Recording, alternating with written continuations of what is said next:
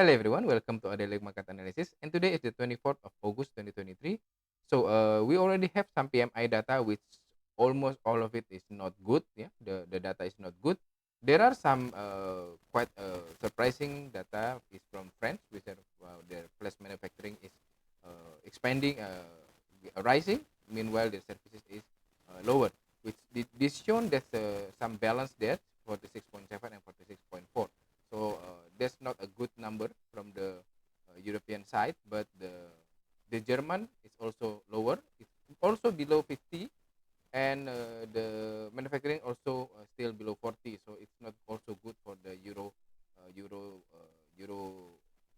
European side. Yeah, UK also have a not a good number. So you can see in the GBP/USD number yesterday is falling down, but also we will have some not good number from the USD, showing that there's some uh, there's some lower movement in those industry. Okay, well, for today we will have the unemployment claims. Yeah, we will have unemployment claims from the USD. This is a weekly thing with predicted unchanged. Yeah, because it's a weekly thing, so there's not much movement from the data.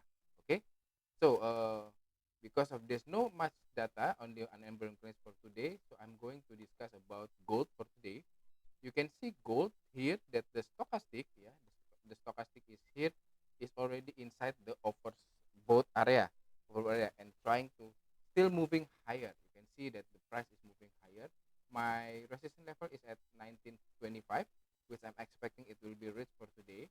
I'm expecting it will be moving above the 1925. It may be around, I'm expecting it will be moving to 1929 to 1930 for today. But if not able to break the 1925, then it might move a little bit lower and trying to reach the 1910. So 1910 is will be the support for today. I'm not expecting it will move lower than 1910 unless there are some surprising data or surprising news from the US. Okay, but I'm not expecting it will reach the